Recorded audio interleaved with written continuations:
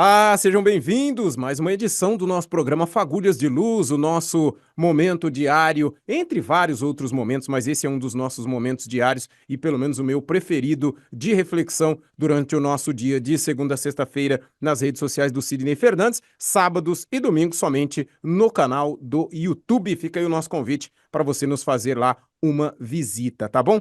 A nossa temática recentemente nas perguntas é sobre a família na relação com a espiritualidade. E nessa terça-feira, Sidney, já cumprimentando você, trago a seguinte pergunta: o espiritismo condena a separação entre cônjuges? Seja bem-vindo ao Fagulhas da terça-feira. Evidentemente, Theo, se nós programamos uma vinda aqui na Terra, para a Terra, até com uma pessoa com quem nós não demos muito bem no passado, esse projeto tem que ser respeitado. E a gente tem que fazer todo o possível para se manter ao lado dessa criatura, ainda que não seja assim, aquela ideal para nós. Por quê? Porque nós temos compromissos um em relação ao outro e de nós dois em relação aos filhos, aos parentes com os quais vamos conviver. Então, os laços conjugais precisam ser tanto quanto possível respeitados. Agora, há situações, Theo, em que a pessoa passa ao lado da outra 10 anos, 20 anos, 30 anos, 40 anos e, de repente, um cônjuge está, vamos dizer assim, massacrando a vida do outro. E aí, não se pode permitir que uma pessoa fique subordinada à outra. Isso não está em lei nenhuma, e muito menos nas leis divinas.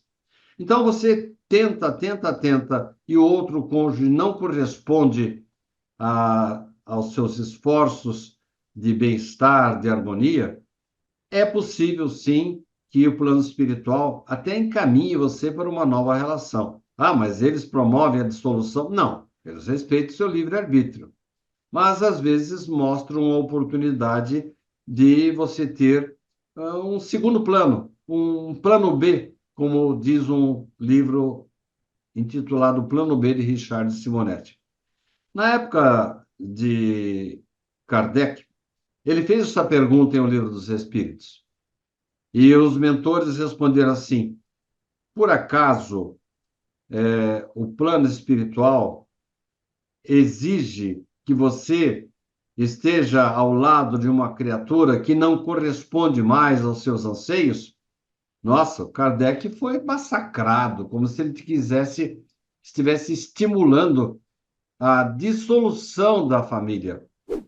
Mas é uma pergunta, uma resposta que está no Livro dos Espíritos, nos dando a liberdade de uma nova relação mais saudável. Agora, as obrigações que temos de um com relação ao outro, se elas não foram cumpridas totalmente, então é provável, nós já falamos isso em programas anteriores, que aquela que foi a minha cônjuge e nós não podemos chegar até o final da vida juntos, é possível que numa outra encarnação eu a receba como minha filha, minha irmã, uma outra pessoa da família com quem vou ter convivência e terminar de desbastar as nossas arestas. Então, Theo, não há assim nenhuma lei fixa que você tem que ficar ao lado de outra criatura. Não. Richard Simonetti fala a respeito, às vezes, da falta de tolerância. Uma senhora, por exemplo, que estava ao lado de um senhor aqui, chegou no plano espiritual, teve a notícia: ó, você vai ter que reencarnar com o esposo dele de novo. Pelo amor de Deus, mas eu tolerei ele a vida inteira. Peraí, o negócio não era tolerar, era você confraternizar-se, é tornar-se a pessoa amiga dessa criatura. Então, Theo, as nossas obrigações, os nossos compromissos têm que ser cumpridos. Se não for possível o cumprimento total nesta vida, há outras vidas à nossa disposição para nós darmos continuidade a esse projeto que iniciou-se lá atrás. Então, o Espiritismo não proíbe qualquer tipo de atitude dos dois cônjuges, mas nós temos que sopesar as nossas responsabilidades.